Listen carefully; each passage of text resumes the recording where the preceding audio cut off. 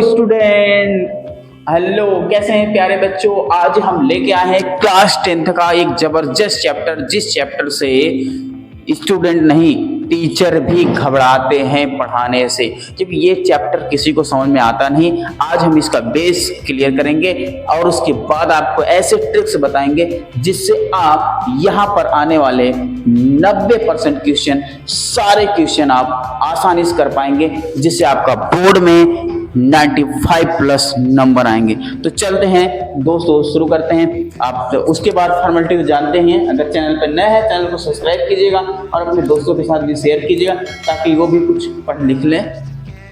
तो बात करते हैं ट्रिग्नोमेट्री की।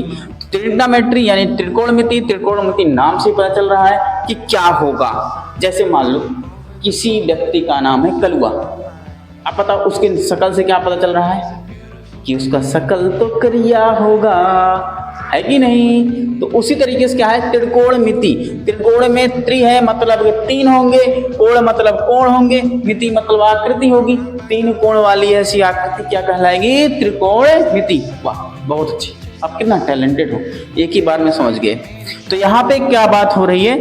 त्रिकोणमिति की बात हो रही। क्या बात हो रही है? त्रिकोणमिति की बात हो रही। यानी 3 आकृति होगी, 3 कोण होंगे। क्या होंगे? 3 कोण होंगे। हाँ, ये तो सही बात है, 3 कोण हैं। उसके बाद क्या है? ऐसी आकृति होगी। अब उसके बाद क्या है? इसमें 3 कोण है, तो ये हमने नाम रख लिया ABC। क्या रख दिया? ABC।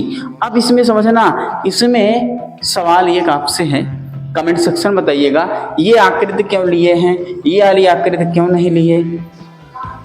क्यों आकृति ये नहीं लिए? क्योंकि इसमें भी 3 है, 1 2 3।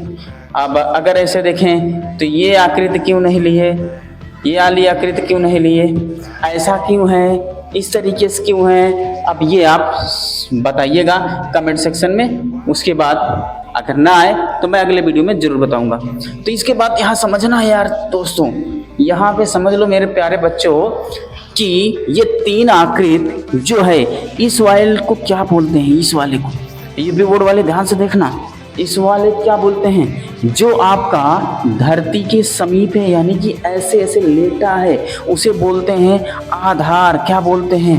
आधार। इसे क्या बोलेंगे? आधार। क्या बोलेंगे? आधार। इसे जो लंबा लंबा है, जो लंबा लंबा है, उसे क्या बोलेंगे? लंब। उसे क्या बोलेंगे? लंब। उसे क्या बोलेंगे? लंब। और जो तिरछा है वो क्या है? कर्ण। वो क्या है? कर्ण। आ गया समझ में? वाह, क्या बात है, आप तो बहुत टैलेंटेड हो, एक ही बार में समझ में आ रहा है।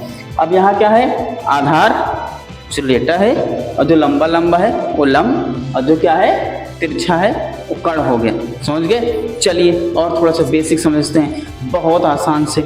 जैसे मान लो अब क्या होता है, इसमें त्रिकोणमिति में 6 अनुपात होते हैं। त्रिकोणमिति में 6 अनुपात होते हैं, ध्यान देना प्यारे बच्चों। यही तो खेल ही है, पूरा खेल इसी का है। 6 अनुपात। कौन सा अनुपात है?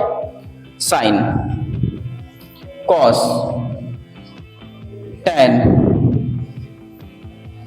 यहां पे लिख लेते हैं साइन, कॉस, टैन। फिर उसके बाद आता है कॉसेक, सेक, कॉट। ठीक है, इतना समझ में आ गया।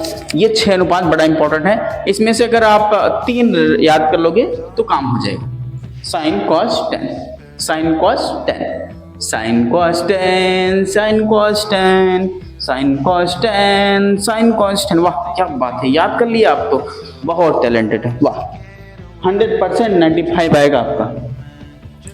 Sign cos tan. अगर बात करें ये थीटा कोण पे झुका हो, तो ये किस कोण पे झुका हो? थीटा कोण पे झुका हो, तो यहाँ क्या हो जाएगा? Sine theta, cos theta, tan theta. तो ये क्या होगा? Sec theta. ये होगा कॉसेक थीटा, सेक थीटा और क्वाट थीटा। ये भी समझ गए? वाह, वेरी गुड, बहुत बढ़िया, एक्सीलेंट। इतनी तेजी से समझोगे तो भैया तब तो 95 आराम से आएगा बेझक। तो यहाँ पे अब हमको निकालना क्या है? साइन थीटा बराबर होता क्या है? कॉस थीटा बराबर होता क्या है? टेन थीटा बराबर होता क्या है? कॉस सेक थीटा बराबर होता क्या है? सेक थीटा बराबर होता क्या है? Cot theta. बस ध्यान से देखो, यही मेन पॉइंट है। वीडियो स्किप मत करना बाबू, नहीं तो यहीं तो लोचा है, अधिकतर तो लोग छोड़ के चला गए वहीं। लेकिन आप ध्यान दो, जो जा रहा जाने दो। अब यहाँ पे ध्यान से देखो, अब क्या है, यहाँ पे फार्मूला लिख रहा हूँ शॉर्ट में, लाल बटे कक्का। ओहो, कक्का आ गए, लाल बटे कक्का। अब समझना, पहला वाला जो दिया है वो साइन है, दूसरा वाला क्या है, कॉस है, तीसरा वाला क्या है, टैन है। समझना, बहुत बारीक समझना।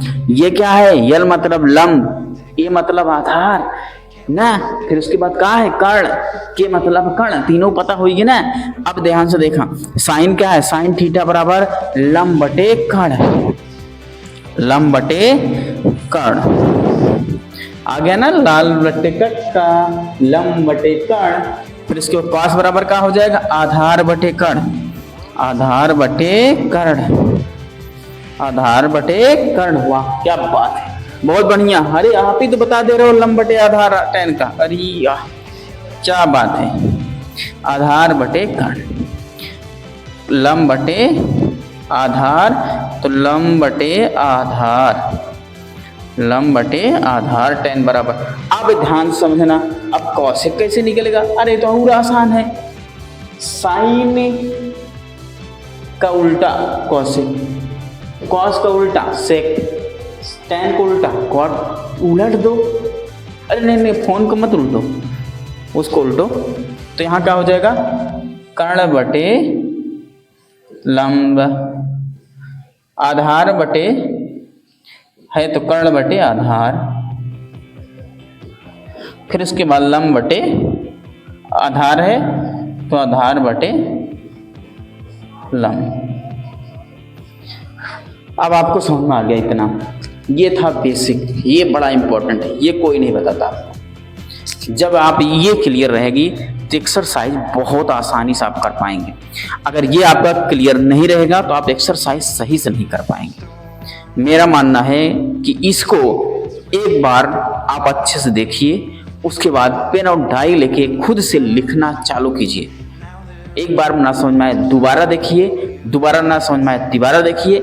लेकिन आप अगर अच्छे से सीख पाएं और इस चैनल को सब्सक्राइब करके अपने दोस्तों के साथ शेयर कर दीजिएगा, उसके बाद एक्सरसाइज चलेगी। एक्सरसाइज में आप अटेंड कीजिए, आपको सारे सवाल ऐसे चुटकियों में ट्रिक के अनुसार सॉल्व करना चालू कर देंगे। तो उम्मीद करेंगे समझ में आ गया होगा। तो ऐसी वीडियो देखने के लिए इस चैनल को सब्सक्राइब करिएगा। मिलते हैं फिर एक्सरसाइज में, डायरेक्ट धमाका के साथ मिलेंगे।